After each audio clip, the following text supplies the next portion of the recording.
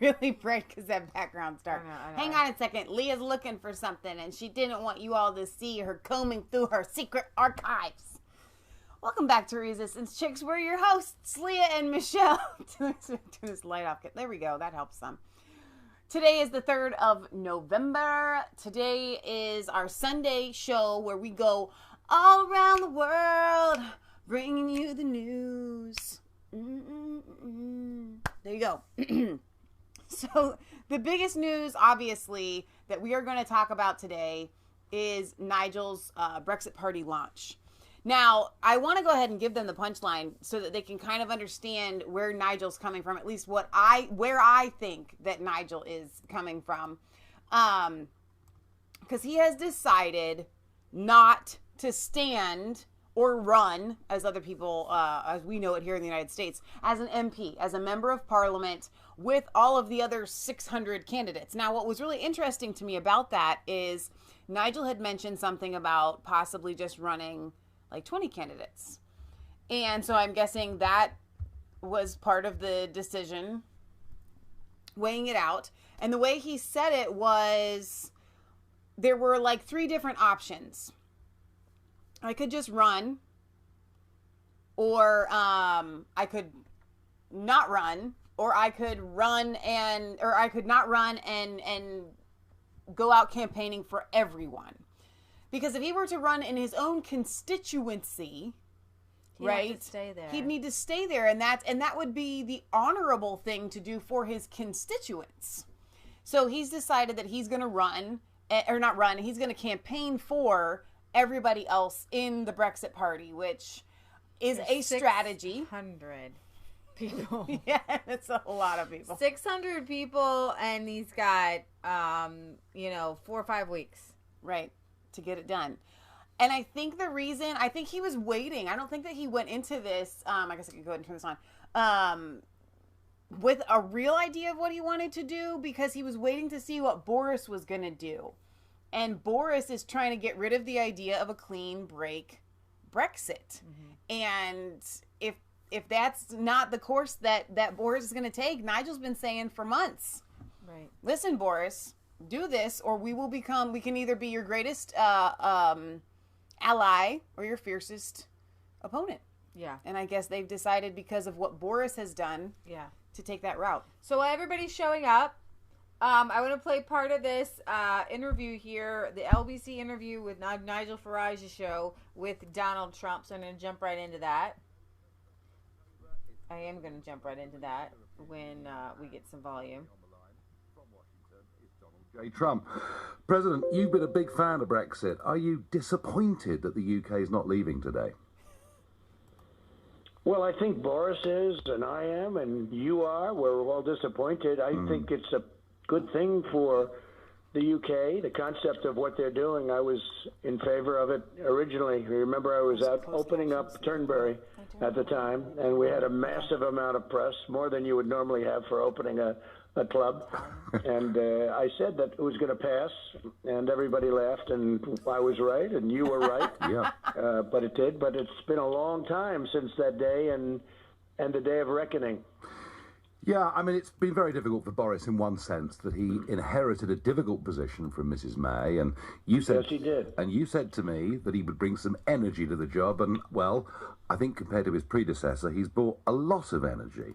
But he also picked up this deal that Mrs. May had tried to do, which was, in fact, a new EU treaty, and Boris has picked up that treaty and tried to improve it. I mean, has he spoken to you about the details of this deal? Yes, he has, and he also knows how difficult it is. He's in a very difficult position, and I think he's willing to do what nobody else would do. I also think he's looking very much at the United States, because we can do much more in trade. You know, we're much bigger than we were when I took office. We've grown a tremendous amount, and China's gone in the opposite direction, as you know. We've gained trillions of dollars in value and worth, and they've lost trillions of dollars. So we're far and away the largest economy in the world, and we want to do trade with UK, and they want to do trade with us. And to be honest with you, this deal, under certain aspects of the deal, you can't do it. You can't do it. You can't trade. Well, I mean, we can't make a trade deal with the UK, and we can be, because I think we can do many times the numbers that we're doing right now, and certainly much bigger numbers that you're doing under the European Union. Well, so I'm like you. I know like Boris you. wants to be very careful with that. Yeah, I mean, that's the problem. Because under certain ways we're precluded, which would be ridiculous. Yeah, frankly. That's the problem with this deal, is that, in fact, the next stage of our agonising negotiations with Brussels will not end until the end of 2022. They want to align us in regulatory terms. It's going to be very difficult. I mean, we've got a general election coming up. Is this the moment that Boris should just drop this deal and go for a clean break so we can start having serious conversations with you? Well, I don't want to tell Boris or you, because you've had a great impact on this, Nigel. You and I have become friends over the last couple of years, and you saw what was happening with my thing, just like you saw what was happening over there. You're like a great tea leaf reader. And I'd like to see you and Boris get together, because you would really have some numbers, because you did fantastically in the last election. And Absolutely. He respects you a lot. I can tell you that. He respects you a lot. I don't know if you know that or not, but because I have no idea. You know, I have enough to do over here without having to worry about the psychology. You do. Two brilliant people over there, frankly. Well, if he drops the deal, he has a lot of respect and like for you. I wish you two guys could get together. I think it would be a great thing. I tell you what, if he drops this dreadful deal, fights the general election on the basis that we want to just have trade with Europe but no political interference, do you know what? I'd be right behind him, and let's hope he gets he gets to that position. Now against him, of course, the main rival is one Jeremy Corbyn, who I know didn't come along to see you at the state dinner when you were here. Now, Mr. Corbyn says... Well, he wasn't invited. I certainly didn't know he was invited. I mean, look, I don't know him. I'm sure he's a lovely man, but, he's of a different persuasion, to put it mildly. Well, perhaps he is the opposite.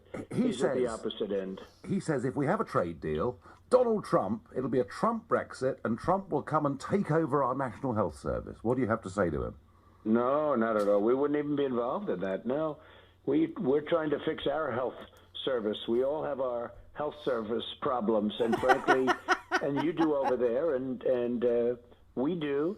And one of the things that we're running so successfully on is how great a job I've done on healthcare. We've done a fantastic job. No, it's not for us to have anything to do with your healthcare system. No, we're just talking about trade. Your trade with us could be 4 to 5 times higher than it is right now. That would make your country much bigger economically than it is right now, and you're being held back by the European Union. So are other countries within the European Union. I mean, you have countries, Italy and others, that would do much better, frankly, without the European Union. But if they want to have a union, that's fine. But I think it's hurt your country. I also know for a fact, I mean, they're very tough people to deal with. I will tell you this. I told that to Boris. I said they're very, very difficult to deal with. And I have a magic wand. I could deal with it very easily. All I have to do is a certain step, and they'll be coming and dealing with me very easily. I always thought you had a little bit of a magic wand, too, but they never used it. You know what I'm talking about. I do. No, I do, and I'd love to have helped, but at the moment they've chosen not to use me in any of these negotiations. So we've got nothing to fear then. If we do a trade deal with the USA, the NHS is not up for grabs, is what you're saying. And the other line I get is... I don't even know where that started. I don't even know where your healthcare system started with respect to us taking over your healthcare system. I mean, it's so ridiculous. I think Corbyn put that out there. But to even think, it was never even mentioned. I never even heard it until I went over to visit with the Queen, who, by the way, is a great, great woman. And I think we hit it off really well. We had a terrific time. But she's a great woman. She's amazing. I say that very seldom. I don't say that often, I have to say, about anybody. But she is really very outstanding. And Prince Charles, so good, so good. He loves the environment. He loves your country so much. We had a great time. We'll get together. But she got really special people. Somehow the Queen got a bit dragged into this Brexit row because they, our Supreme Court judged that basically the advice that Boris had given her was against the law. It's a bit of a shame that when she gets dragged in like this, isn't it? Well, one thing I've learned about her, because I've watched her, people study her, and in as many years, it has to be the all-time record. I don't think she's ever been in anything that was bad. I mean, honestly, Think of it. She's gone through everything, from wars to anything you could go through, and she's always handled it incredibly well. She's an incredible woman, actually. No, I agree with that completely. And of course, an American married into the royal family last year. You know, young Harry married Meghan Markle, and I will stop here because I don't. It is totally unimportant to hear anything about Meghan Markle. Exactly. So let me read what Barry said here on YouTube earlier, if I can find it. Michelle, Farage will not stand in his constituency of Thanet South because he will be the one target that the Tories will try to knock out of the election and throw everything into that constituency. And I think you might be right there. And I think that there are so many... Sorry. That's right. There are so many different aspects at play here. And I think that if anybody's standing there judging Nigel, I would like to see you in his shoes, because there's not really a whole lot that he does. I mean, as much as Trump just said he has a magic wand, he really doesn't. He laid out, you know, this, he extended the arm of peace and camaraderie to Boris Johnson, and Boris Johnson has snubbed him time and time and time again. And it's very odd to me, from an outsider looking in, why Boris. I think that there is a snobbery, and this is the Conservative Party. We are the Tories. We don't. You can't be an upstart party and come right in. Like, there's something very establishment about the Conservative Party, I think, which actually is not a long-standing party, from what I understand. So they were an upstart party at one point. So Bertha Look says Nigel won't stand in this election because he wants to keep touring the country, doing speeches and rallying people on. And I agree with that. Jim West says Nigel is right about a lot on Brexit, but Boris can't campaign on no deal. It's not feasible. So that kind of makes sense. Bertha Look says Labour won't fight this election on Brexit. They'll try and use local issues instead, but it won't work. This election is all about Brexit. Britt Baza says Corbyn spends his time slagging off the USA. According to Corbyn, the USA is Beelzebub. Very true. So I'm thinking, hang on, this lighting is really very strange here.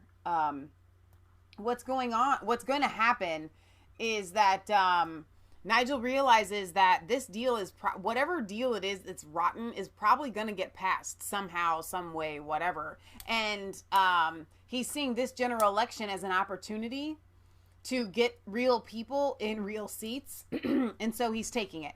I think they decided, like, listen, whatever happens is going to happen, but we have to get real honest people into Parliament now. This is like, it's like do or die, make or break. Yes, it is about Brexit, but I guess I just think that because he was going to really play it easy on Boris. He was going to say, listen, I'll just run like 20 people. We'll get a couple of seats. You do no deal Brexit, yada, yada, yada. Let's do this thing together. And Boris is pretty much in his face saying, no, heck no, I'm not doing it, whatever. And so the Nigel's like, well, the only way we're going to get honesty back in Parliament is if I put my people in. Yeah, I'm going to play this here. And while I'm at that, I'm bringing this up, Michelle. Barry sent us a link with Anne Wincombe and really Whitcomb. Nigel Farage disagrees with this, with his very old friend.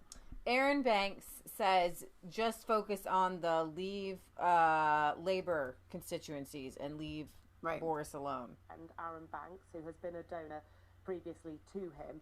Aaron Banks is just as ardent over Brexit as Nigel Farage, and he's just as critical of Boris Johnson's Brexit deal. But he says that Farage is being very dog in the manger about this, and that there's no point in kind of going really hell for leather for seats if you don't think you're going to win. Awful lot of people, including old allies of yours like Aaron Banks, the co-founder of the Brexit Party and so on. When you asked me the self-same question, would the UKIP involvement, that was the party I led then, would it mean that Mr Miliband will become Prime Minister? And what happened on the results night? Hang on. What happened on results night? We saw the UKIP 4 million votes hurt the Labour Party more than it hurt the Conservative Party. And it may very well be the same this time round. So that argument this is on a much doesn't bigger hold. scale this time. The Brexit Party has been performing much more successfully in the polls than the UKIP Party did back then, and there's clearly lots and lots of Conservative seats which could be handed to Labour. Labour think you could give them an extra 40 seats. And they thought that back in 2015, and it worked completely the other way around. David Cameron would not have got a majority without the UKIP vote. And again, it's this, we're looking at Brexiteers somehow through this centre-right Conservative prism, completely forgetting the 5 million people who voted Brexit and then voted for Jeremy Corbyn in 2017. And my argument would be, despite what we're hearing about Workington Man and all the rest of it, those people from those communities are more likely to vote Brexit Party than they are to vote Conservative. Wow. So what he's saying is, if the Brexit Party wasn't there, they would just be voting Labour anyway. Yeah. The people that are switching. That it's not going to pull from the Conservative Party as much as it's going to pull from the Labour Party. So it's not going to damage the Conservatives very much. Now, so but it is a valid question, though. Like, I don't think it's a completely invalid question. I mean, the idea that if the Brexit Party comes in there and then Labour's able to get a majority because Brexit Party split the Conservative vote, that's a real threat. It is. It is. Have you decided whether you or yourself are going to stand in this election? I thought very hard about this. How do I serve the cause of Brexit best? Because that's what I'm doing this for. Not for a career. I don't want to be in politics for the rest of my life.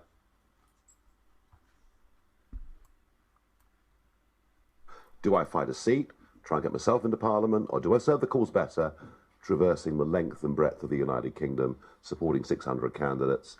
And I've decided the latter course is the right one. So you're not going to stand yourself? No, very difficult to do both. Very difficult to be in a constituency every day and at the same time be out across the United Kingdom, because I do want people to know that when they're told this gets Brexit done, it'll all be over by Christmas, I think is what Boris Johnson is saying this morning. They need to understand that actually what's on offer is a close linkage with all the European institutions, a next negotiating phase of at least 3 years. So I'm going out across the country starting tomorrow. Starting tomorrow. So, You want me to play this one, or? Yeah, go ahead. So this was their Brexit Party launch. Here's Before Nigel had decided that he wasn't going to run.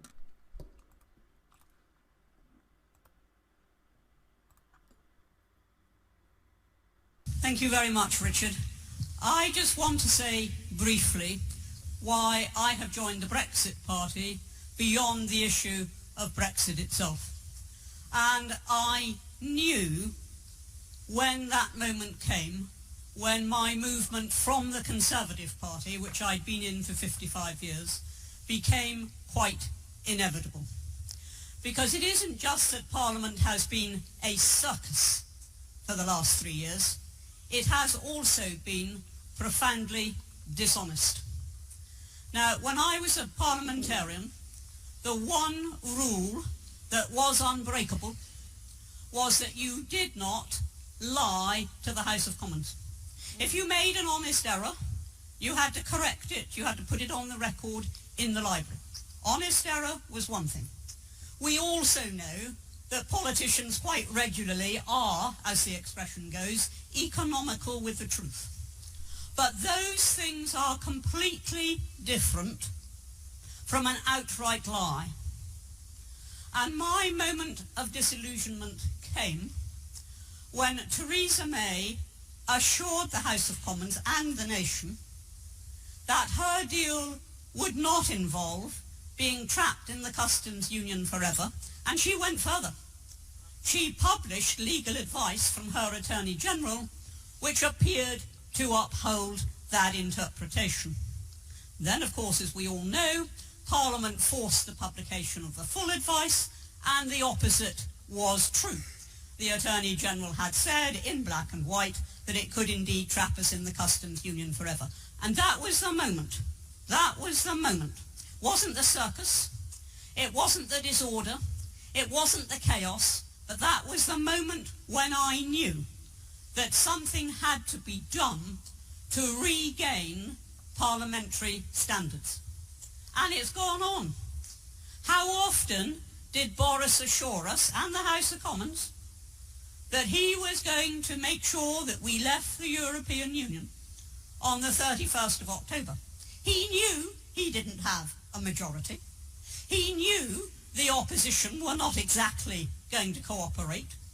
He knew the Speaker was most unlikely to facilitate any clever ideas that he had. He knew all of that, and he still stood there and said to the nation, do or die, we're leaving on the 31st of October. It was a rhodomontade of rot, and he knew it. And it's easy just to dismiss it as, oh, well, this is Boris's bombast. No, he was promising something he knew darn well right from the start that he would almost certainly be prevented from delivering.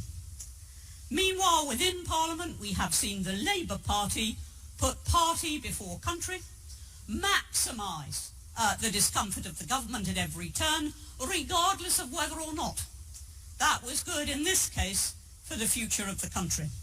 And I do believe that we have rotten politics, and I'm not using that as an exaggeration, rotten politics in this country at the moment, and that one of the things we have to ensure is that Parliament is composed of people who believe in what they say, who try to tell the truth, and who are meritorious and devoted. That is what we need. And that is the sort of politics that I want to see for Britain. And that is why, quite apart from the issue of Brexit itself, I now have lost all confidence in either of the two main parties. I never had any confidence in the third. I have lost any confidence that I might ever have had that here was a major party striving for the public good. And so that is why I'm delighted to join the Brexit Party, and of course I think it's a great honour to be here with Claire. We don't agree on much else, but we agree on that. And that is our motivation, and that is why I believe that we really can make a hugely significant difference to the way this election turns out. Thank you, and good morning, everybody. It is November the 1st, and yes, we are still members of the European Union. Yet more broken promises, and indeed a breakdown of trust and faith, not just in politics, but actually in our entire democratic system in this. Just wanted to read some of the comments that you go, Anne. You're so right, Anne. I don't know if we can bring it back up. I just you go, Anne, you tell them. Yeah. You're not the only one, Anne. Yeah, so I wanted to kind of go over some of those comments. You guys were listening to her. I know it meant a lot to you guys. So the Brit says, we knew that Boris, was a liar. Yeah. So yeah, I wanted to... And I do want to read this comment at the bottom here. Not the comment, but at the bottom of this video, it says, Farage says, if they don't choose a Leave alliance, we will do it for them. And so what you're looking at here is Farage, by pushing forth all 600 candidates, he's going to force Boris to have an alliance with him. Yeah. And so I think that that's also what is at play here. It's like, you know what? If you're going to be a big baby about it and a child, I'm going to put my candidates forward, and you're going to have to be forced to go along. Right. Country. That is why I wanted you guys to hear Anne, because she pretty much the line was Anne spilled the beans. Okay, so before Farage came out and said we're going to do this, he told everybody, keep our plan under wraps until we have it down. But Anne had said, at the end there, basically, we're gonna make a big change. Yeah, we're not gonna just do the whole. And you can just feel the fervency behind the people in the Brexit Party, because they say there's a saying that says go big or stay at home. And when you show the problem with Brexit is it's always been about a show of weakness. And the problem with Theresa May is she promised, she knew she couldn't deliver. She is such a weak prime minister. Sure. The problem with Boris Johnson is, Anne so eloquently put, the rest of us didn't really think about it. We just thought, okay, that's just Boris. We know he can't do it, but he's going to keep saying that he's doing it. But she said, no, he knew. You're lying to us. Okay, you know that you don't have the votes. You know that you don't have this and that. You didn't come out and say, hey, we're going to try. You know what I mean? Or, hey, let's, no. And so the way that Boris is leading is, she says, I feel that you're not being honest to us. And the same thing with Theresa May. And what you have with the Brexit party is they're being honest. Right. They're putting their cards on the table. Mm-hmm. These are our cards. This is what we're going to do. Yeah. And if they didn't run the 600 candidates, then they would be seen as weak. They would be seen as, I think that they wouldn't even they would get a few seats, but I don't think it would make the difference that you're going to see. It wouldn't, it would be like a trickle. It wouldn't do anything. What do they get? Like 6 seats? 20. No, I mean, would they get them? Yeah. If they got, let's say they got half. Let's say they, 10 seats. I mean, what kind of difference does that make? Exactly. This is huge. They have to go, like you just said, they have to go big or they have to just stay home. Right, exactly. And if the country is run by labor, then they have to look themselves in the face and say, this is what we did. This is how we voted. This is what you...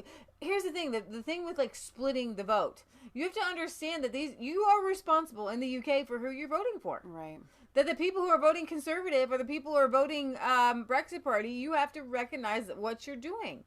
And recognizing that it's the Conservative Party that has not delivered Brexit. Mm-hmm. They were in the majority. So it makes no sense for you to go ahead and vote those people back in. I know. This is what boggles my mind. Boris is called for a general election. He had a majority. He could have had things passed, but he had defectors.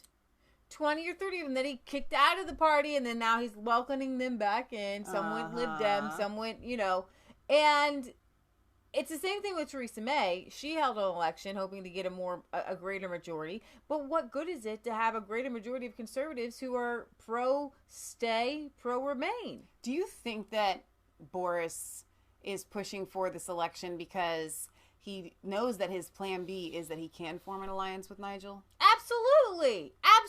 And so that's why Nigel's like, listen, then fine, we're going to take full advantage of it and drain this swamp a little bit. Boris's plan is not to try to gain some Labour seats or gain some Lib Dem seats because he knows that the Labour leavers don't want to vote Conservative. But they will vote Brexit.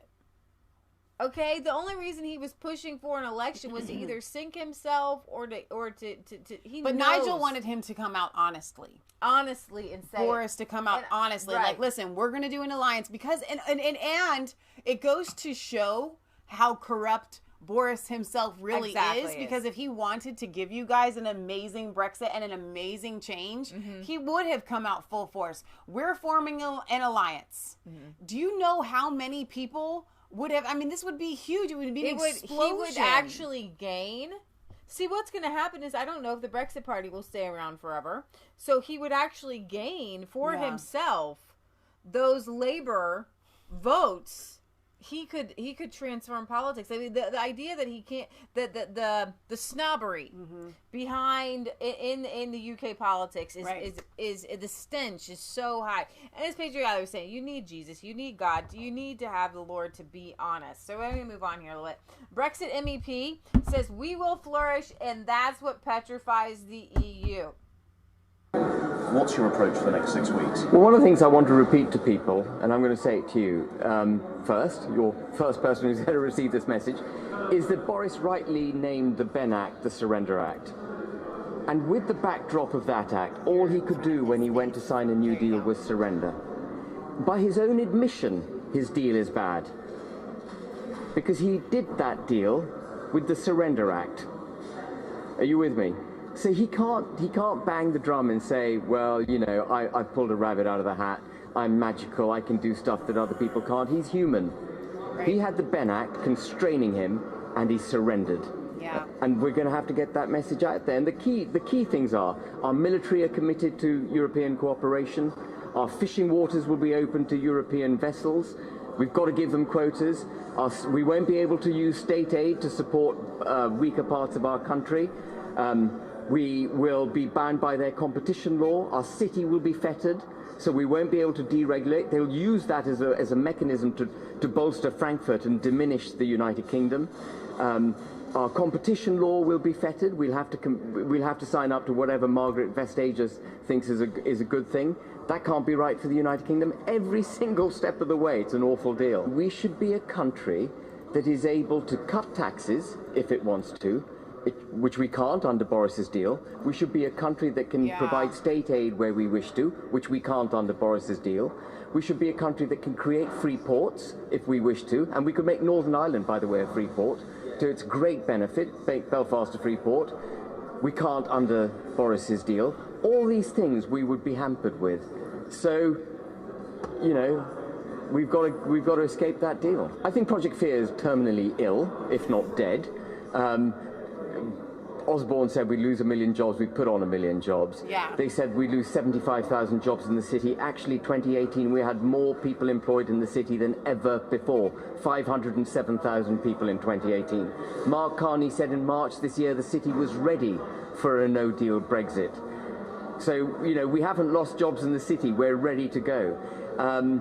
They said the ports were going to be snarled up, and Monsieur Pusoso, I can't pronounce his name properly, who's chief executive of Calais and Boulogne, and Mr. Bannister, who's chief executive of Dover, said that won't happen.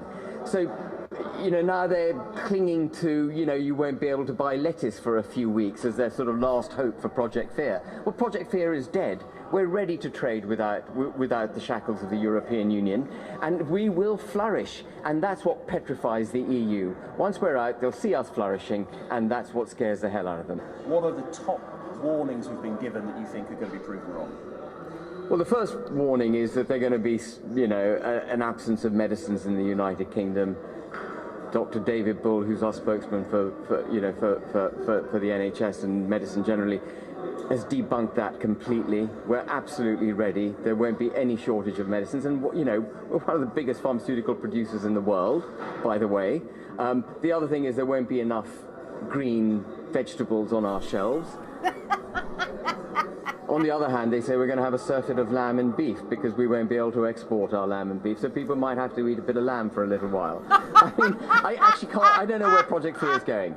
And we're going to wake up eventually one morning as an independent nation, and the sun will rise and we'll all go to work and nothing will have changed for the worse. And that's really, really true. Let me get to a couple of comments before you move on. That was just amazing, though, by the way. He's so well spoken. He really is, and I like his accent, too. So our cousin Tim on Facebook says, kind of like what you all were saying earlier about putting pro-Trump people in spots. It's like, hey, how about we put pro-Brexit people in spots? How about we, you know what I mean, put sound-minded businessmen and women in spots? Absolutely. So well said there, Tim. Let me see. On YouTube, we have...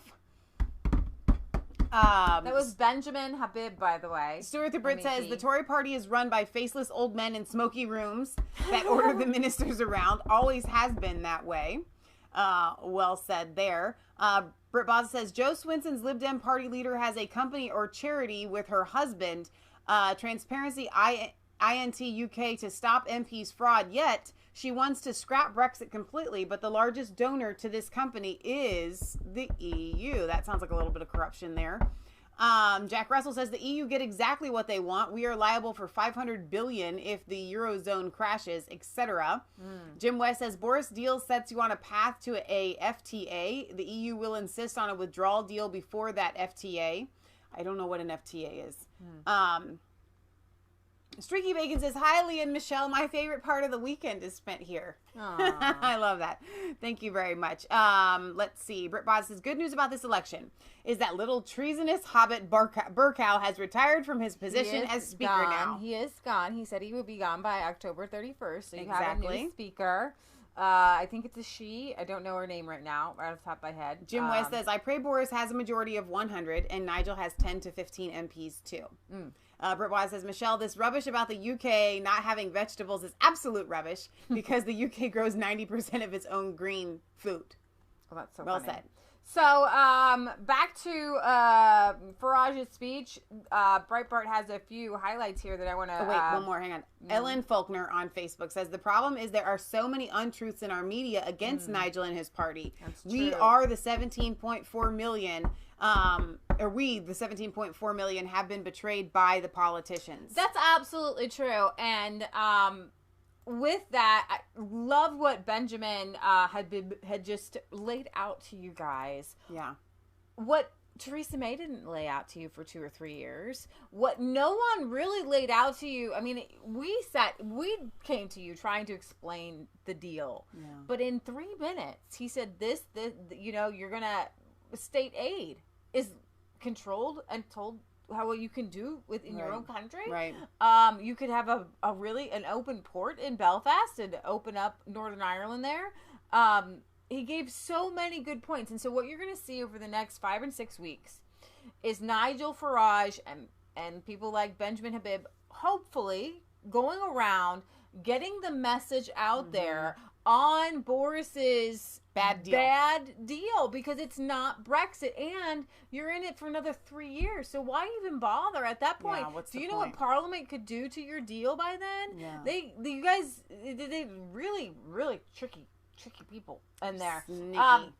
Farage says, yet more broken promises and indeed a breakdown of trust and faith, not just in politics, but in our entire democratic system. He mocked Labour's position going into the upcoming December election, which is to negotiate yet another exit deal with the European Union, put it to the country in a second referendum, and then campaign against it in favour of remaining in after all. Our highest the free trade agreement, the FTA. Thank you on Periscope from Refocus Zone. Free trade agreement. Thank you. Our highest scoring region in the European Parliament elections was the northeast of England, Farage noted pointedly. The area being working class Labour heartland. There are now so many Labour Leave seats represented by Remain members of Parliament that, being no doubt in terms of winning seats, we view these constituencies around the country as being absolutely among our top targets. He recalled that in the 2015 general election, when Farage led the UKIP party, it disproportionately hurt Labour. Exactly. And so I'm hoping that that's earlier. where this will go, because Labour is literally a dead duck in the water. They don't have anything to run on. There's no hope behind them. There's no big shebang. There's no, and that's what makes Boris being stupid about it. I mean, like, literally, you could have the entire Parliament. You know what I mean? Like, you could just, if you just step aside in a few seats, you literally could have the biggest majority known to mankind with your little Brexit alliance there. But truth be told, the Brexit party might buck Boris Johnson on a lot of other issues, and so he doesn't see it as that great of an alliance after all, because a lot of Leave voters still have Labour views. Well, of course. And Anne Widdecombe, though, she said she's willing. It's more important to, be within your own house. Yeah. I'm not saying the House of Parliament, but I mean your countries, the Great Britain at large. It's more important for you to be dealing with the people within Great Britain, right, than it is, and they're like your family. Yeah. Okay? And so that's far, far more important. It's more important to align with them. We have more in common in the fact that we are all part of Great Britain. Well, we are part of the United Kingdom. Nigel Excuse points me. out. I call it the same. Nigel pointed out United that there Kingdom would not have been a Conservative majority without the UKIP seats. Right. Hello? And what did Boris Johnson's Conservatives, Farage asked? He conceded that Johnson had inherited Mrs. May's appalling surrender treaty, with the clock running down against him, and that his somewhat revised version of his predecessor's withdrawal agreement was perhaps the best he could have managed in the circumstances. But with Northern Ireland being hived off from the rest of the United Kingdom, the Boris deal is, in Farage's estimation, a pretty dreadful breach of promises he's made to Northern Ireland's Brexit-supporting Tory allied DUP at their party conference, where he gave a speech. Simply, Boris's treaty is not Brexit, but merely kicking the can down the road for years as Britain enters into a transition in which it will remain an EU member state in all but name, minus representation in EU institutions, and negotiations for a final deal will continue. We are committed to negotiating for up to 3 years, Farage warned, with the EU set on the so-called regulatory alignment as their final outcome. Alignment, he said, would mean that everything from financial services to fisheries would be tied to EU law. We would not in any way be taking back control of our laws, our money, our borders, and if we continue down this route, there will not be trade deals with the USA or other parts of the world. So I'm going to say this to Boris Johnson: drop the deal, because it's not Brexit. Drop the deal, because as these weeks go by and people discover what is in it, what you signed us up to, they will not like it. And he added he would be more than willing to support a Johnson government in pursuit of an electoral pact to return a Leave alliance to Parliament, provided the Prime Minister commits to a clean no-deal break with the EU if they refuse to agree to a Canada-style trade agreement with no political linkage. The only way to solve this is to build a Leave alliance across the country, he insisted, saying that ideally it would encompass some Labour Brexiteers as well as Tories, the Brexit Party and the DUP.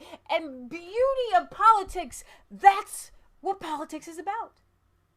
That is what politics is about. And I think that the message that Farage has, I got the anointing on me, this is the Holy Ghost. Here it comes. Ain't ready. Our particular founding fathers envisioned a government not of two parties. Because people have different ideas, and different ideas are good. Yeah. And it's good to reach across the lines. Right. It's good that you have an idea, and you have an idea, and you have an idea, and there's a bunch of different people with a bunch of different ideas, and you sit down and you hatch things out, and you come together and you say, you know what? I want Brexit. And so you get the people from the DUP, you get some Brexit people, you get some Labour people, and you get some Conservatives, and then you say, we want Brexit. And that is the beauty of life, okay? And the beauty of life and the idea of politics is not that you have two different parties who are constantly battling things out. The beauty of politics is, where do most people align on something? Okay, where do most people align on something? You might have a labor policy that some, maybe, I don't know. That's hard for me to say. That some conservatives might say that particular one thing. Yeah, I'm behind it. Mm-hmm.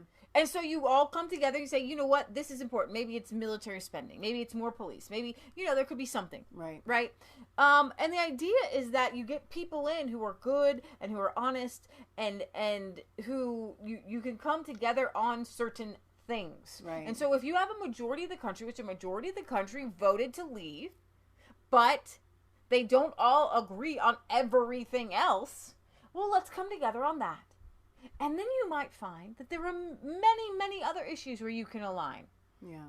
And you should be allowed to actually vote for the issues that you agree with. So, and that's the thing, like, particularly with our government, when it comes to budgets. A lot of, like, Rand Paul and Thomas Massie, let's vote on every single thing. Yeah. I might want this particular issue, and I might not like this particular issue, but you put 1,000 things in a bill, and you have to make me say yes or no. Exactly. That's not politics. That's not representing the will of the people. And so I am going to put my spirit and the power of God behind Nigel Farage and his 600 candidates. Yeah. And I hope they do too. Because the idea is to get your neighbors back together again. Yeah. You might have Labour people who spit on Tories and Tories who spit on Labour people, but maybe my Labour voter neighbor is just trying to do what's best for their family. Yeah, and we talk about this on our show a lot when it comes to us versus the left. We actually, most of the time, agree on the problem. It's the solution that we disagree on. Exactly. We agree that children should have education. We disagree on the solution. We agree that the poor need to be taken care of. We disagree on the solution. Yeah. So if you can come together and agree that these things are all bad, then you actually can find a solution that works for everybody. Yeah, or the majority of people, because obviously you have people who want to remain, you have people who want to be in the customs union, but the majority of your country wants to leave. No, I meant the leave people all joining together. That's what I'm saying. Right. That's what I'm saying. I'm saying you're obviously not going to be able to deal with any remainers. Right. But the leave people do agree on a lot of things. From France, the new January 31st Brexit date is non-negotiable. We've heard that again. The risk of no deal remains. We've heard that before. Where have we heard that before? Halloween. Picking Halloween. A French minister says the new Brexit date of January 31st is not negotiable. Ha ha ha. I'm going to got a bridge to tell you. And the risk of a no-deal Brexit remains. Minister of European Affairs Emilie de Montchalin tells Europe Radio 1 on Sunday that she's advising French companies to continue preparing for a scenario in which Britain leaves the bloc on January 31st. Well, this is great. Without a divorce deal. Well, this is great because they were supposed to have everybody ready by March 29th. They were supposed to have everybody ready by October 31st. So don't you think that maybe everybody will finally be ready on January 3rd? No, they'll be ready. They'll be ready for it. That's the point. Yeah. They'll be ready for it. Will it happen? I don't know, but people will finally be ready for it, at least. I think they were ready for it on the 31st of October. Right. Okay, we got some other things to move on to. Maybe not. Okay. Boris Johnson, this is great. He apologizes. I think my hair's almost as messy as I was going to say that. Boris's today. Boris Johnson apologizes for missing the Brexit deadline.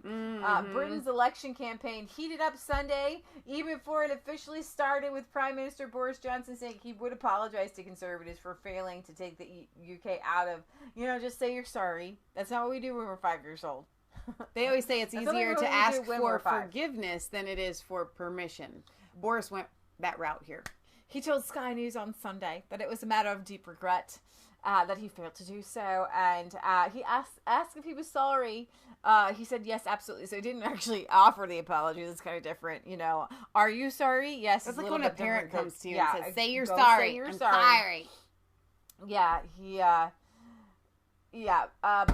So he said that he said he was sorry. Mm-hmm. Kind of, that's a really backward kind of. It's like a leading apology. That's not sincere if somebody has to ask you to say it. Yeah. And so in case you're just joining us, Farage is not standing. He doesn't want to be in politics for the rest of his life. Although I think there's a different reason behind him not standing, though, than just not wanting to be in politics for the rest of his life. Oh, sure. No. I think he definitely thinks this is the only way to make it happen. So I'm going to end with this. This was from the Zero Hedge. We're going to end the UK segment with this. Yeah, we're going to keep going. We're going to the rest of there is more to Europe than just the UK. It's not all about you. Amazing.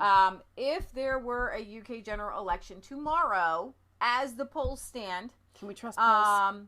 At the fourth attempt, Prime Minister Johnson's wish for a general election was finally granted by Parliament this week. So what do the most recent voting intention polls say? I don't know if you can see them, but I'll just read them to you. You have the Tories at an average of 38, Labour at an average of 24, Lib Dems at 18, Brexit Party at 11, I guess it's the Green Party down there at 3, and other parties at 7. But what the authors of this little tiny article make note is that while Nigel Farage has seen the Brexit Party is only polling at about 11%, I think we're definitely going to see a major switch between that top 38 and the fourth place there, Brexit Party, once the Tories, the Conservatives, hear what's in that deal. Oh, yeah. As Farage campaigns. Farage is, Boris brought this life and energy back into the party. So people are like, they feel safe. Yeah. I can vote again for the Conservatives. But when Nigel Farage is going to just obliterate it, campaign his heart out and just pray that he stays healthy. And the amazing thing is that, and I actually do really understand why Nigel decided not to stand, because I was thinking about it today. Trump was just talking to Nigel on the phone, right? And Nigel has his radio program, and he has such a voice no matter where he goes. Millions and millions of people listen to him. His sphere of influence is that of a prime minister. No, leave it. It's great. Just like that. Just leave it. It's perfect. You actually got rid of this really cute little thing you had on the side. You should have left it. I don't know what's happening. No, just leave it. There you go. That. Isn't that cute like that? I don't know what's happening right now. Anyway, my point is, you have nothing to fear because Nigel can influence. I need that mirror back. Nigel has a lot of influence. So when it comes to the whole country, the whole of United Kingdom coming together, they will listen to Nigel. They do. Yeah. So this was the video I wanted to bring up. This video I watched this week, and I thought I really wanted to play it on Friday, but we had this other great, big, awesome show on Friday, which if you didn't see Friday's show, go back and watch Friday's show. We talked about Kanye West. We talked about the impeachment craziness, the whistleblower. More stuff is coming out but we're not here to talk about America. We're here to talk about part you, of the world. But in talking about Europe, I want to talk about Russia. I'm going to say Trump. No, Alex Jones. Alex Jones had on a Russian expert on. And his interview blew my mind. I was so excited. I wanted to share it with you guys. Talking about the Christian revival that's happening now in Russia. Was it that Alexander guy? No, it was a different one. Okay. And how excited. And I know deep inside why the left hate Russia. Now, they used to love Russia because under communism, they killed over, so many. It was over 100,000 priests.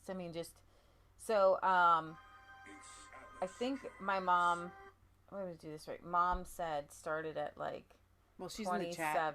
minutes, I think is what it was. That's 25. Well, we're going to get there. Okay. Britt Boz says, Michelle, the UK polls only poll inside London's M25. That's the highway loop there. That's why they caught out with the Brexit vote, and they are making the same mistake again. Nigel will do better than 11% in the election. Boom, boom, boom. Okay. I don't know this guy's name. I just know he's a Russian expert, and I just listen. Here we go. Came out about the whistleblower at Google. Yes. There were a list of banned sites that aren't allowed through search. Russia Insider was on the list. So, they're trying to shut down the truth. That's what they do. And that's what they did in the Soviet Union. And it's a repeat of the same ugly movie. And folks, the Satanists that run communism, they just want to hurt people. They want power to rule. Okay? They want to be able to torture and kill and murder. And if you want to be like the Chinese or the Russians and have tens of millions to die, then think this is a joke. It's not. And the satanic forces are making their move. And just look at men in clown outfits trying to get into schools at kids, and the schools not telling parents they're there, and kids are sitting on their laps, and the men are spreading their legs at little girls. If they did that in the park, they'd get beaten to death. But they do it out in the open, and it's too big to fail. It's like just an open Satanism. Yeah.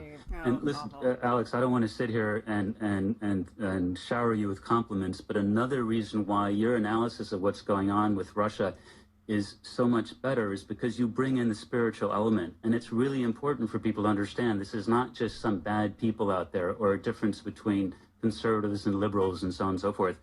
There is pure evil going on in this attack against Russia and this anger against Russia. And it's important for people to understand that. So bringing in the spiritual side, the battle between Christianity and people who hate And there's propaganda that, Russia was never Christian. It's not true. No, I run into Russians, and they are totally get it. It's a spiritual battle. And I guess from the suppression of Christianity that was all secretly still going on, it's stronger than ever. And that spirit, the globalists are afraid it could come back here. It enrages them. Yeah. Did you know that in the last 15 years, they have built 30,000 churches in Russia? Wow. There is no example of this in the history of Christianity, of that many churches being built in that short amount of time, or the number of people who've been baptized and brought into Christianity. It's in the many tens of millions. 50, 60 million people. How did that work during the Soviet Union after the first big purges, then Lenin died and the rest of it? Because, it's come out that even Putin's family was secretly Christian and was practicing it. Right. Well, I think most people really did avoid churches and stayed away from it. There were some people who had a very strong desire. Well, you get disappeared if you did. Well, no, you wouldn't get disappeared. Early on during the Lenin thing. Yeah, well, then, yeah. During Lenin's time, they offered the priests, they said, look, either you sign a piece of paper that you renounce your faith or we'll shoot you. Yeah. And what's interesting about that is 300,000 priests were shot. So that means that 300,000 priests, when offered that choice, said, you know what, shoot me. That's unbelievable. Now, think about that for a second. How many people were strong back then? Well, it does also demonstrates that they really felt that what they believed was extremely important and worth dying for. So, that's an amazing story in itself. But a lot of priests also agreed. They signed the papers and just went away, and they worked in factories and were just regular citizens. And then later in the Soviet Union, the only thing going to church would do, it would prevent you from being in the party. You'd get kicked out of the party and your career would be hurt. But if you didn't care about that, if you were a street sweeper and a humble person, you could go to church. But in fact, very few people did because there were very few churches. They shut most of them down. They are just assaulting Christianity everywhere. It's just a nightmare situation. I've been asking a lot. I'm going to play more of this because he goes on to talk about it, but I really love this segment on Russia because when Donald Trump was campaigning, we saw RT and Russian TV just pushing for more liberty, more libertarian values, Sure. and they wanted Donald Trump. Russians were interviewed. I'm very excited about better relations between the United States and Russia. It was like this really big happy time. And the fact that they made Russia this big fall guy, Russia. And I've known, and I will continue to tell you guys this because it's so important to me and why Russia is on my heart because God put Russia on my heart because in 2015, I started praying, and when I was praying in the Spirit, I literally started saying Russia, Russia, Russia. In May, I have it written down in May of 2015. And the Lord said, love Russia, love Russia. And I had no idea what that meant. When did Trump launch his campaign? I don't know. It was in 2015 at some point. Yeah. But then we didn't start hearing about Russia, Russia, Russia until about August of 2016. Right. And still, it was just like little things like Russia might have hacked the DNC emails. And then we started to see this weird, convoluted story that no one could ever really understand. But God knew that God knew before Steele and the DNC and Podesta and all those people and Hillary Clinton, before they started to go after Donald Trump, before they started to make this break with Russia, God knew. And God told me. And God told me to love Russia and to love the Russian people. And I know why now. And I've known it before, but to see the confirmation, 30,000 opened churches. This is what happens when communism has suppressed religion, good religion, because the religion that they had in Russia, the Christianity they had in Russia was good. Yeah. It made people good. It made good citizens. It made thinking citizens. It made free citizens, and they got along. There was a lot of Russian Jews, and it was just a beautiful country. And the Bolsheviks, a handful of wild people, took over the entire country, and then in order to stifle dissent, they had to kill people. Okay, that's the spirit of communism, the spirit of death, the spirit of control. As they pointed out, it is a satanic spirit. So when I see AOC get on this stage, it's a satanic spirit, Yes. the communist spirit. It's satanic. Bernie Sanders, I love you people who support Bernie Sanders, but that communist spirit is a satanic spirit to control and to quash religion, okay? So I'm going to go on before I could... Other questions. What else you want to get into here just about the state of the world and just where everything's going? Because such pure evil is now just out in the open. Yeah, it's...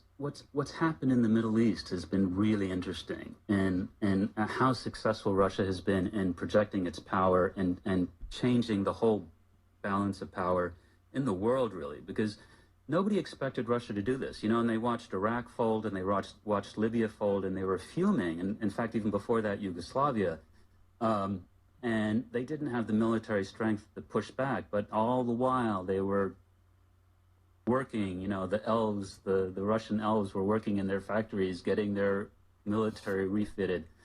And then when nobody expected it, they sent planes into Syria and destroyed ISIS. And one of the funniest things, is I'm a big Trump supporter. I like Trump. But he keeps saying, we did our job. We destroyed ISIS, and that's why we're coming home. And the funny thing is the United States did not destroy ISIS. The U.S. created ISIS and used it to try and destroy Syria, and it's the Russians and the Syrians and the Iranians who destroyed ISIS. Sure, but Trump needs to sell the public on getting our troops out of there. And, it's true that once Trump got in, he worked with the Russians to clear it out when Obama helped create it and send it in. Yes. At least he did. But it's true, our media won't let Trump give any credit because, he's a Russian agent. Yeah, and that's more insanity. I mean, that is just, you know, that from the day that came out, we were yelling at the top of our lungs saying that's an obvious lie, because it looked like the same kind of baloney that they've been, you know, pumping out in the years before that, with the Ukraine war and everything else, and all the things about Putin, about how corrupt he is, about how evil he is, what a bad person he is. That guy is so popular in Russia, and he comes across as such a straight arrow and a decent person, and not at all the way he does in the West. It's like black and white. It's completely different from what it really is. So the Western public is being hoodwinked by a media that's lying through their teeth. What did you do in Russia before you got into journalism and what you're doing 5 years ago? I worked in business and private equity, and in the last 6 years, I worked in large agribusiness investments in Russia. Wow. And so I traveled extensively to all kinds of remote places that, you know, foreigners have never been. I can't tell you how many Russians have told me, you're the first American I've ever seen. How many times bigger is Russia than the U.S.? Geographically, it's about twice the size. It's even bigger than that, isn't it? Yeah. Yeah. Well, you're from Russia and more partly, so you know more than I do. But yeah. I just know that, I mean, like, supposedly there's whole areas of the East you might fly in a plane for an hour and see nothing. I mean, yeah, but that's a little bit misleading because, you know, a lot of Russia is the equivalent of what Canada is. So frozen. Sort of that top half of it is almost uninhabitable. So the population goes along the bottom crescent.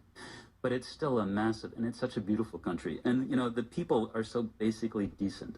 They're honest, they're humble, they're patient, they'll put up with a lot, and they're very, very generous. And they're very spiritual. They have a real pull and a talent for spiritual life, for Christianity, and that's part of the reason why this Christian thing is coming on so strong now. Well, it definitely scares the hell out of the globalists. Oh, it's like showing them a cross. They start shrieking, you know. Like.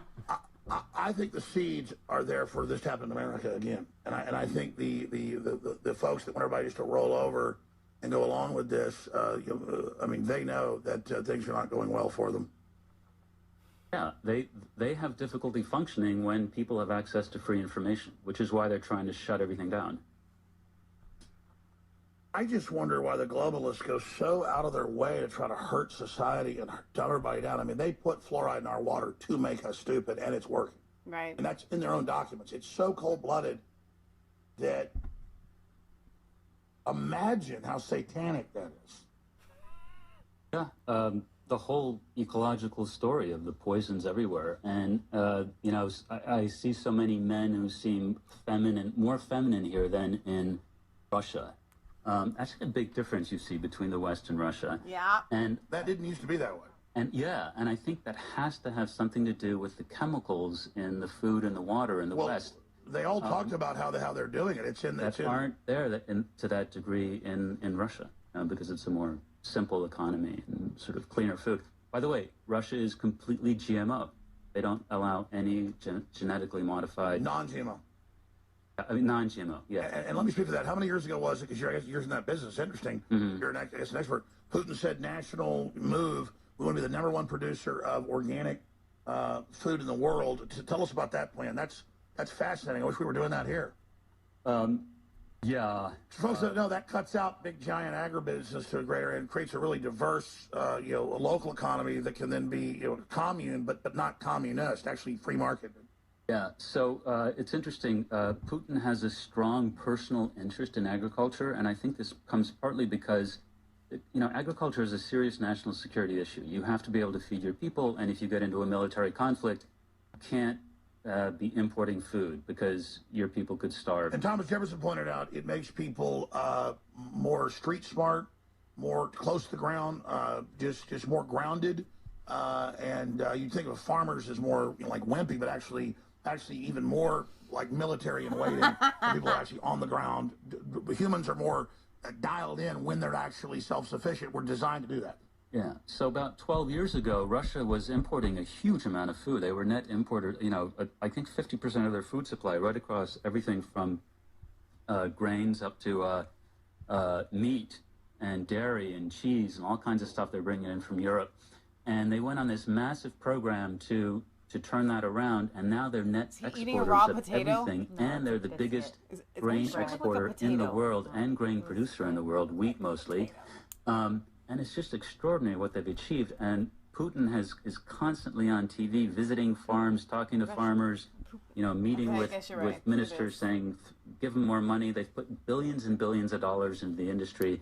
And it's been a massive turnaround, and they've subsidized small farmers, which is very interesting. And he's been basically glorifying farmers and families and men and women in their traditional roles. So I don't know if you guys remember, but I think when we first started our show, I was doing a lot of shows on this, and I was showing you that there are American farmers who have gone over to Russia to make a living as a Russian farmer. Not just American, but South African farmers have been going over there. And that Putin is literally eyeballing these small farmers. And if the government is going to bolster or put money into, what better than to something that everybody needs, which is food. So and good food, solid food. And what they're saying here is what I've been trying to say, what we've been trying to say here is that we want to be healthy, we want to be natural, we want to get back to the soil because we want people to be healthy again. And our government, even the Ted Cruz's of this world who are pro-GMO, and a lot of the conservatives, and that's why we don't call ourselves Republicans, and we say we don't lean left and we don't lean right because we lean on the Word of God, because the left-wing people, they don't want to, they say maybe a little bit bolster small farms, but they don't mean it. And the right-wing people are all about, ooh, gas guzzlers, ooh, we want big ag. We just had our little farmer party yesterday. We call ourselves the Fellowship of the Farm, and it's young farmers that we consider ourselves young. They are much younger than us. But we have a little group. Wait a minute. They are younger than us. I would say much younger. That was not necessary. Carry on. They're much younger. They're younger than us. But we have a small group of somebody. One is about 25, 26 years old, and he grows non-GMO corn. We get our non-GMO corn from him. His friend, he got into raising pigs. To raise pigs, they have a big YouTube channel. I actually should probably send you there, but I don't know if they want to. I don't know if they want to be. Right, they get views. They're really cool. But we have other friends who have little holdings. We had goats and chickens and turkeys. A friend of ours raised turkeys last year and the year before. We helped butcher them. We talked to you about that for Thanksgiving, and to try to bring back the healthiness. And everybody does huge gardens. Yeah. So yesterday we had our annual little get together to kind of talk about the things that we've done, and everybody's a Christian, and there's Catholics there, Baptists, we're whatever we want to call ourselves, but it's a multi-faith get together, and it's something that God put together, and then we need things like this all around the country, because we can talk about the world. We can talk about the world. We can talk about the chemicals. We can talk about how bad things are. But unless we start actually putting our hands to doing something, we're no different than Obama saying, "Well, you're just doing then pointing fingers." You're no different than them, the left, just pointing fingers. You don't bring about change. So can I point out with Putin, when it comes to families and farming and him trying to bolster these small family farms, it's because it's not just because it's healthier and non-GMO and no chemicals. That's really true, and he gets that, and he knows that, and that's a huge part of it. But I really and truly believe that he understands that to have a strong people and to have a good, wholesome people and a people with hope and morals and character. Right. That starts on the family farm. Sure, absolutely. So I think that Putin has really has grasped a hold of the fact that people are going to support him and support their leader if they are independent, because what happens is when people get into the city, they're they're easily brainwashed. Right. So the opposition can just swoop right in. And so if he can say, listen, go out there and become an independent thinker, I know that you will make the right decision. And as long as I'm doing the right thing and you're living the right way, then we will come together and I will have a support amongst my people. But if the powers that be, there are evil powers in Russia. Very, very evil powers. Communist, socialist powers in Russia that want all these people in the cities. Right. Because that's where they can control their bodies and their minds and their spirits. Right. And so that's why Putin is trying to push everybody onto their family farms. So Mom points out you guys can purchase some of Maia's handmade, really homemade. Handmade seems like a craft. Well, a lot of it is crafty. Well, but a lot of it's just like personal products. So I would say homemade personal products, not like craft. She's like not knitting things. Okay. Well, I'm glad you took 5 minutes to explain that. You just used Maia's pain be gone on Kansas last night because the man literally can't move from kickball, not because he can't play kickball, because he injured himself. Yeah, I've never seen him in that much pain before. He's still in a lot of pain. So Maia's got a lot of products for natural health and natural healing. Mom's going to put the links deodorants in the and soap and. So Mom says Russia is a slight risk. They cooperate with China, our mortal enemy, in a lot of places across the world. They even signed on to the global warming agreement with the Paris Peace Accord. So Mom wanted to put that out there. They're not perfect or anything. Farming to keep you in shape. Let's see. Brazil says UK is non-GMO, and the USA will have to respect that in a trade deal because we won't import dodgy chicken or GMO crops. Love that. Yes. Let's see. I did research into Putin. He saved his country from being chopped up and sold. Eat wholesome. Don't get tricked. By snake diet sellers. Eat nothing GMO or prepackaged. There you go. That's the way to go. So yesterday I was in the car, speaking of Maia's products, and I was in the back of the van. I was getting kind of like car sick in the car, and I always keep Maia's chemtrail detoxer in my, I call it a sniffer. I don't know what it is.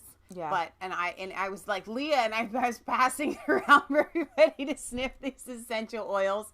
If a cop had passed by, it's this like little white thing, probably would have thought I was passing I'm sure drugs. Maia will send anywhere. You just pay the shipping. So yeah, to the UK, to our UK viewers. All right. So moving on here from Russia. Loving this interview. Patriot Gallery or Michelle, maybe you could take this Bitchute video. I'm gonna have Mom do that. And I'm not good with Mom, the find this stuff. Bitchute video and put it in the description, please, so that people can go out and watch the rest of this. So let's go on here to our commercial break. Greta Thunberg begs for help after traveling halfway around the world the wrong way. What? Yeah. So we have the autistic Augsburger's environmentalist Greta Thunberg has appealed for help after traveling halfway around the world the, quote, wrong way because the United Nations moved its global climate meeting from Chile to Spain. So she tweets out, the COP25 has officially been moved from Santiago to Madrid. I'll need some help. It turns out I've traveled halfway around the world the wrong way. It turns out I have traveled halfway around the world the wrong way. Now I need to find a way to cross the Atlantic in November. If anyone can help me find transport, I would be so grateful. Children are suffering. I have lost my childhood. Please help me. Okay. You can read the rest of this. There's more she says. Yeah. I don't know if I got it in me. I am sorry. I will not be able to visit South and Central America this time. I was so looking forward to this. But this is, of course, not about me, except it actually is always about me. My experience or where I wish to travel. We're in a climate and ecological emergency. I send my support to the people in Chile. Perhaps her new friend Leonardo DiCaprio can just give her a ride on one of his private jets. Oh my God. He tweeted this out. Look, he's just loving this. We're safe in the environment together. Wow. Oh, there's one more. Oh my gosh. This, of course, no problem. People are suffering. all around the world, and I am fine, whatever I do and wherever I am. Okay. I'm sure she'll make her way, to Spain over the next 4 weeks. I'm sure so she can guilt the UN into action and more stories of her ruined childhood. So if you want to donate. No. You got to be more begged. Like it's pitiful. It's pitiful. I can't. She's like screaming like a little child. Like, this is all your fault. Yeah. I mean, what's her famous line that Crowder kept playing over and over again the other day? People are dying. People are dying. I think there's something else there. In Hong Kong, protesters on Saturday firebombed the Hong Kong office of the Chinese state-run news agency Xinhua, ramping up nearly half a year of violent protests against the city that triggered a It's how dare you. How dare you. That's right. You do it better. Do it better. You do it better. No, I'm laughing so hard. How dare you. That was really kind of good. That was good. Triggered a technical recession last week. Video protesters vandalizing the Xinhua news agency, the Asian Pacific Regional Bureau office in Hong Kong, surfaced onto Twitter around 12:30 Saturday. The footage shows demonstrators smashing windows and firebombing the reception area. So this is the state news run. Whoa. It's intense music, man. So I don't know how far it's going to go to get them to stop, printing propaganda, but we'll see. I heard that some people got stabbed. Oh, really? Some protesters got stabbed. Protesters in recent weeks have specifically targeted Chinese businesses that have strong connections with Beijing as anger continues to erupt over what the protesters say China is trying to do to take away their freedoms.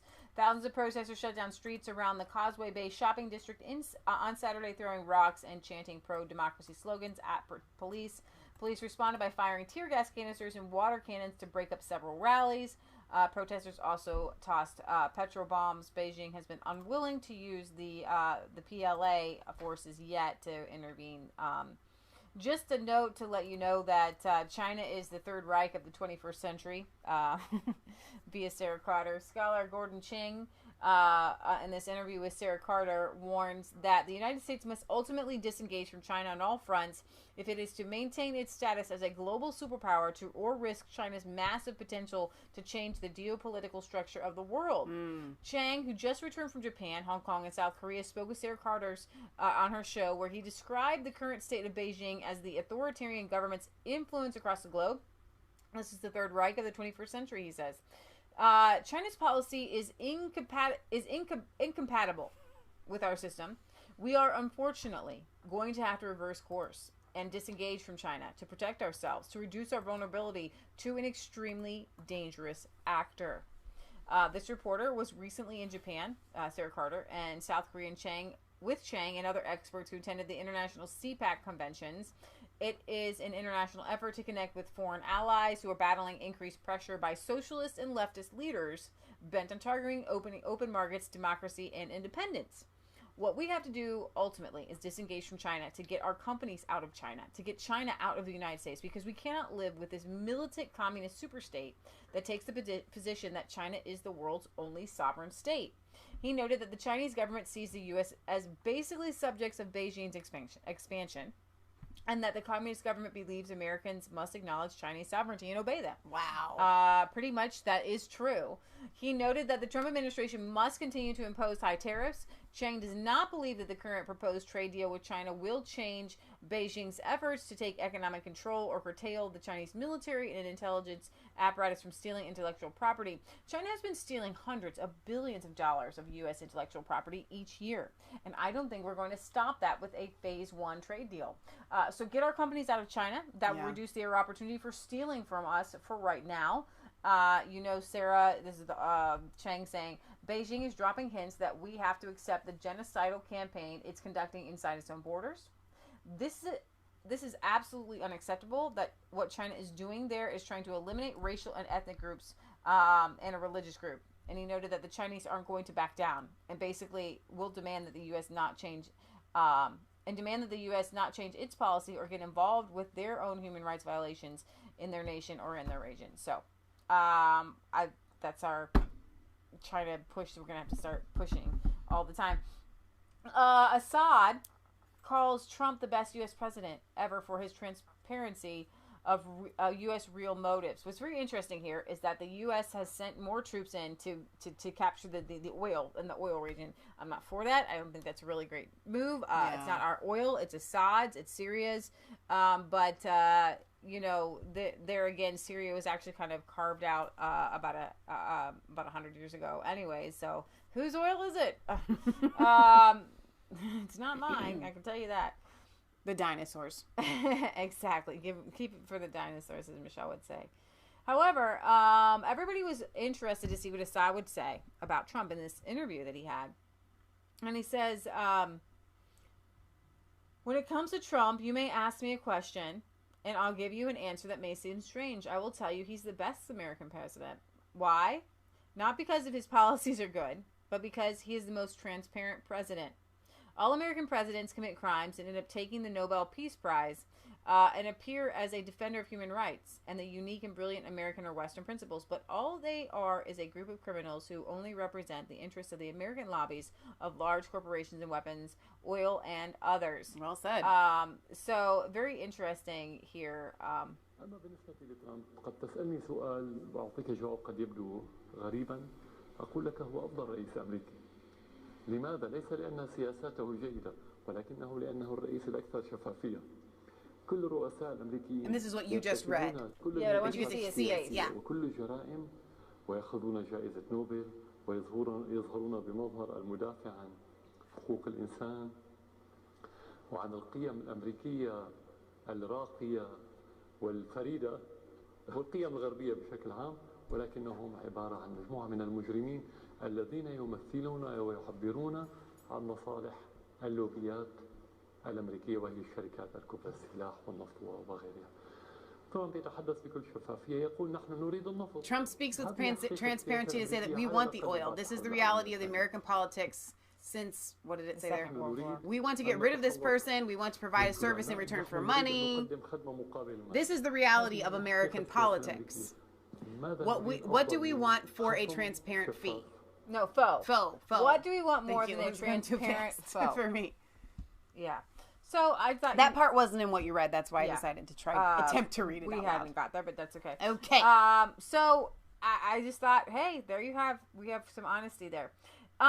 Let's go in the last part of our segment of our show here. Let's go around Europe and see what's happening in Sweden. Swedish bombings.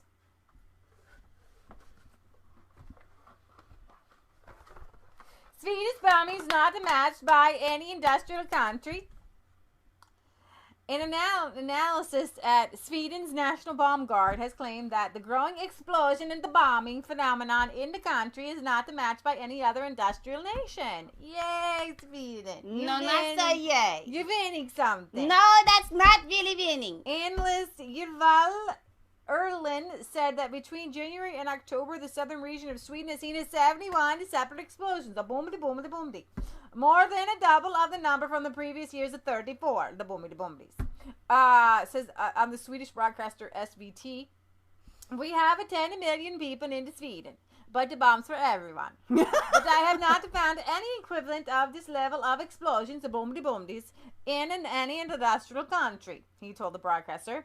What is dangerous is that the user of the explosives probably does not possess the knowledge of how dangerous they are and how sensitive the substances are. They just go to boom, They don't understand. They don't know what they're doing. They don't know what they're doing. The bombs. The comments come in the wake of this explosion that rocked the country in the city of Helensborg during the early hours of Thursday morning.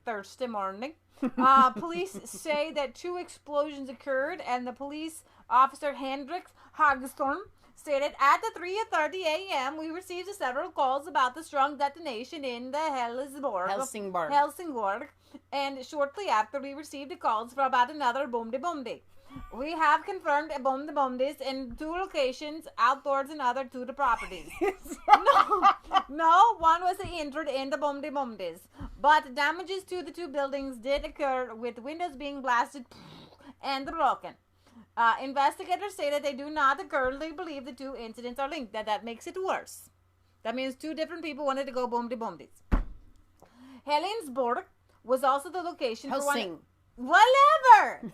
Helsingborg! Stricky Bacon says it's like watching real-life Vikings. Was also the location of one of the worst explosions in the recent years when the police station in the city was attacked in 2017.